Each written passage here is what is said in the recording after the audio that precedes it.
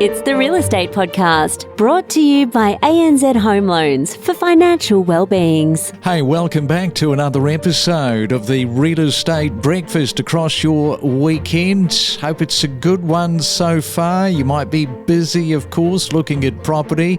Plenty of auctions held this weekend right around the country. And today is Sunday, November the 3rd. Just 3 more days until we find out who is the next president of the United States. Donald Trump has caused offence again when suggesting that Liz Cheney should face a firing squad and called her very dumb. I'm not sure that this is the way, Donald, to win a general election, but okay, we're going to find out soon enough.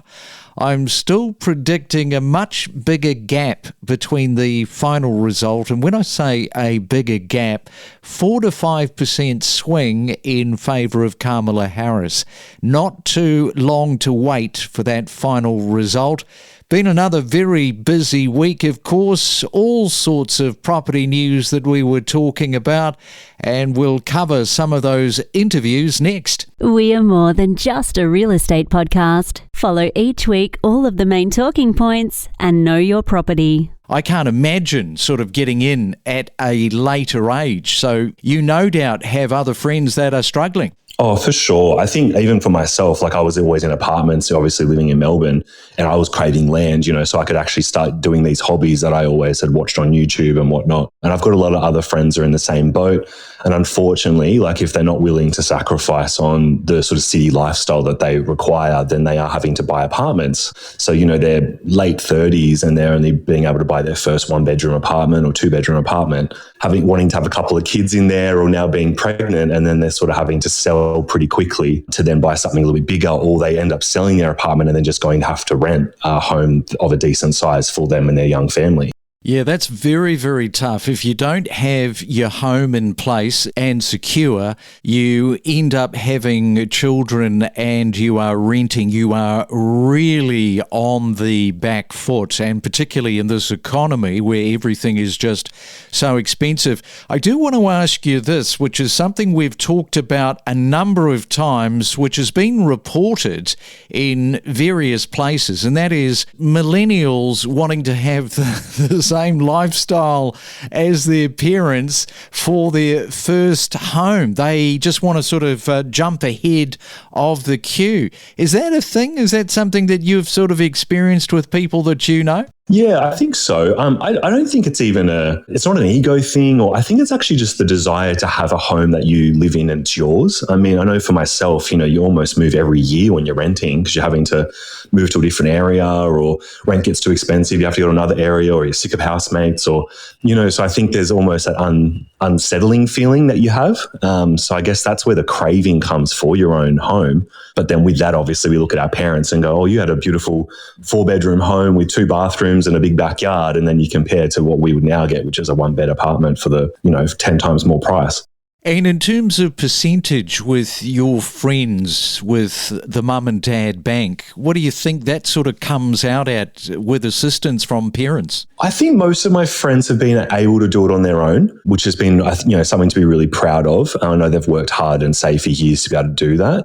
I think most parents would be there to help if they needed to. But yeah, I would say most of my friends have luckily been able to do it on their own. Do you find that people similar to you, they might have had a relationship and they come out of the relationship and they say, well, hang on, what am I doing here? Is this a little bit dangerous going into property with somebody I'm not married to, where I've got to, if something goes wrong, I've got to split 50% of the property? Is that a consideration, do you think, in today's times that we live in? I think it's like naively, probably not, but I do know friends that are now in that situation and they're still having to live with their ex-partner a year on because they have no other option of getting out of their mortgage and their home they're in. Even 2 years, 3 years on, they're still having to live together because they can't afford to get out, because then they both can't afford to have anything themselves, separately. So I think it's something to definitely consider when you're going into these things. But at the same time, to service a mortgage on your own is really, can be quite stressful. Ready to step up your property knowledge? Access powerful insights with us. So, in other words, your organisation are somewhat gobsmacked. Absolutely. That's a good way to describe it. Gobsmacked. And yes, I suppose it's also very disappointing to see this as well, because under the remuneration model, I guess that the strata manager owns the insurance broker, and they're telling their clients this is a great offer and putting it in front of them. So I suppose you look at all the practices and how that high commission is sold to the consumer. I guess there are some concerns about how that is all done. Okay, so the fees, they're excessive and unreasonable. In your experience, what negative consequences could these inflated fees have for strata owners? It really results in higher levies in strata, and it reduces the value of an investment when you've got higher levies. It really comes down to paying more. People might say, well, shouldn't the committee just be shopping this around? They put their trust in a strata manager to do the right thing. And when a strata manager is placing the business with a linked company, so a company that is interconnected, that is charging these excessive 148% fees, I guess it leaves a lot to be. There are a lot of questions that this strata manager and broker need to answer. With net strata, how widespread do you think this sort of practice is within the strata management industry right now, where we are in 2024? Obviously, the net strata example is something I've never seen before of 148%. So that's obviously, for me, a one-off issue. We have, as an organisation, called remuneration models that make up 40% of the premium to be excessive and unreasonable. And unfortunately, our organisation believes that about 20 to 30% of consumers across Australia are on these remuneration models, and we believe it is absolutely prevalent in this industry and it needs to stop. Because I think what net strata is showing is, where is the ceiling? What is the ceiling here? What is the top amount that a strata manager and broker can charge? I think that really it was always traditionally a 20% commission in an insurance policy. And over the years, as premiums fluctuated up and down, people saw opportunities to increase their remuneration, and 40% started becoming normal for a lot of strata managers. But we just looked at that and said, well, whose interest is it in for such high remuneration models? It's certainly not in the interest of the consumer. And when the strata manager is making the buying decision and the decision isn't based on best interest of consumer, that's where we think the problems are. That's where we think it becomes unlawful as well. And good morning to you, Nicola. Welcome back to the Real Estate Breakfast. Hey, we're starting to run out of the year for 2024. We certainly are. Like, where has that year gone? I think I've blinked and, we're almost, we're well into spring and we're on the final runway to the end of the year. Yeah, well, we should have a look at that property data that you're talking about. Let's kick it off with Sydney house prices, which have now risen for the 7th consecutive quarter. Absolutely. I mean, Sydney's property market is really one of its own. We're starting to see some different dynamics unravel, and that is that slowdown in house price growth. So as you mentioned, house prices continue to rise, 7th consecutive quarter of a gain, a record high at just over 1.6 million. But the pace of growth is slowing significantly. It's rising at about half the pace compared to the previous quarter and compared to the same time last year. But the interesting dynamic in Sydney's housing market is units are rising as well, but they haven't seen that deceleration like we've seen for house prices. So it means unit prices are rising, but they've gained a little bit of momentum. And I think that really showcases the affordability barriers in Sydney's housing market. I think what we're seeing are buyers are being shifted, they're being pushed towards more affordable price points, and obviously units offer that. Yes, so that is a quick look at Sydney. Melbourne's median house price, now that declined for the 3rd consecutive quarter by $16,000 or 1.5% over the September quarter. Yeah, we continue to see sustained weakness coming out of Melbourne's housing market, particularly for house prices. we've actually got house prices reaching a new price trough for this cycle. And really, when you look at Melbourne, it's one of the weaker capital cities. It's really failed to establish a recovery, a pricing recovery like we've seen in other capital cities. But that's really unusual. I mean, when you look at Melbourne house prices over the last, couple of years, they really haven't done much. And I think what we've got now in Melbourne is the value is building. So I do think for those astute buyers, it is a good time to buy because that value is building over time. And I suspect when we hit the next price cycle, what we're likely to see is Melbourne will overperform relative to other capital cities. Yes, no doubt. The investors too, they are taking a big interest in Melbourne at the moment.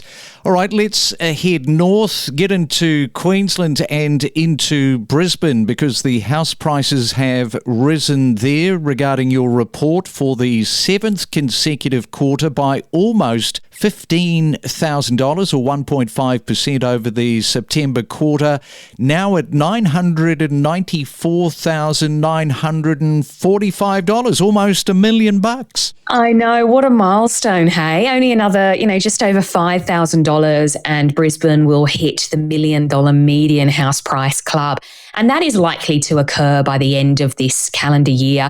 And it is such a significant milestone. It's a psychological hurdle for buyers when you hit that $1 million median house price. Brisbane is absolutely on track to achieve that by the end of this calendar year. We've got a bit of momentum loss though. Prices are rising. They're just not rising as fast as they were. But, Brisbane is one of the 3 capital cities that really is a standout performer and continues to see growth. Every week, unravel the real estate market to empower your real estate knowledge. Brilliant for me because I lost 3 kilos in the last 3 weeks since I watched the film. So as much as anything, I wanted to say thank you for making it. And I should point out that I'm not an overweight person here. I already eat reasonably clean, or so I thought.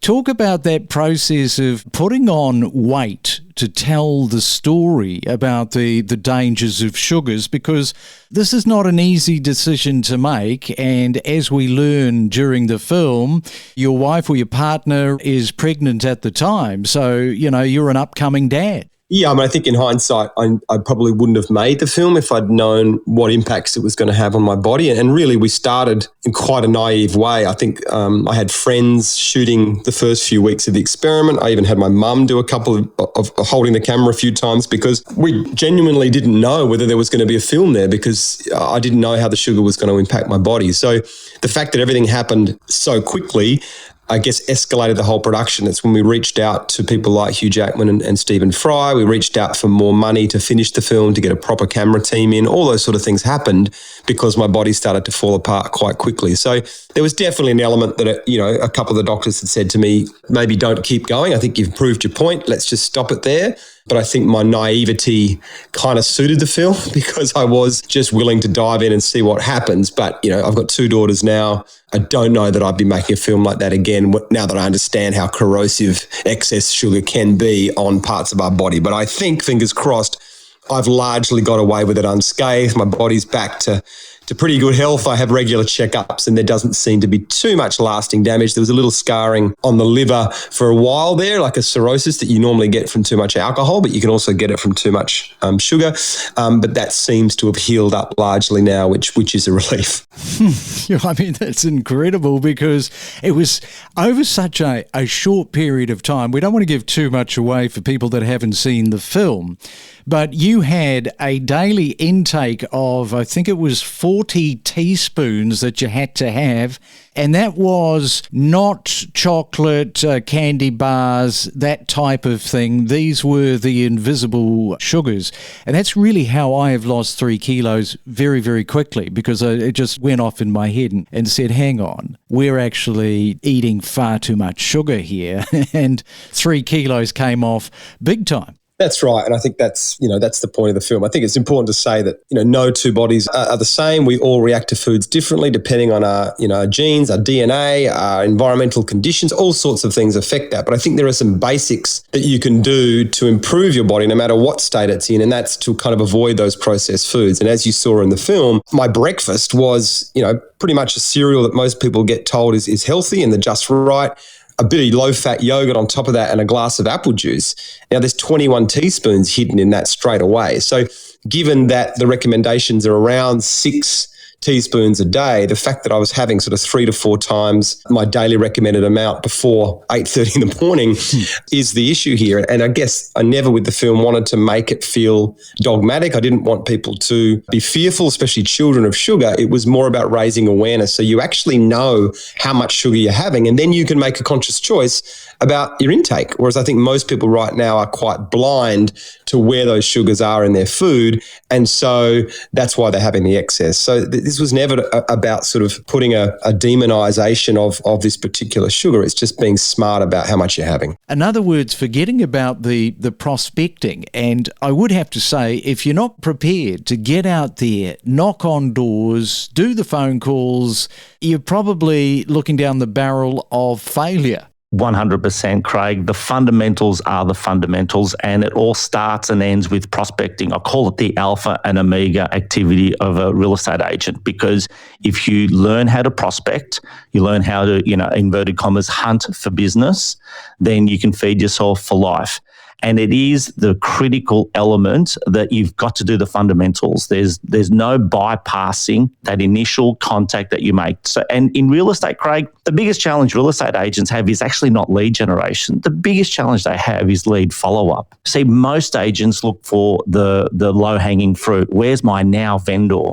They're not inclined for playing the long game. And I always say to team and to prospective agents, think long game, always play the long game, always learn the rules of the game and play better than anyone else. And in prospecting, it is playing the long game. It's meeting 10 people, nurturing those clients, not creating them clients for life, but have an engagement plan with them so that you stay top of mind. And that's what prospecting is about. It's not about finding the now sellers. It's about putting potential sellers on an engagement program that can potentially call you at a later stage when they're ready to sell. And my advice to them is, well, don't get involved in real estate if that's what you're going to do, because it probably won't work for you. Yes, there is a place for social media, but that is not the recipe for success. What do you say to that when somebody says social media will create opportunities? I 100% agree with you, Craig. If you're thinking to start on social media, you're destined to fail.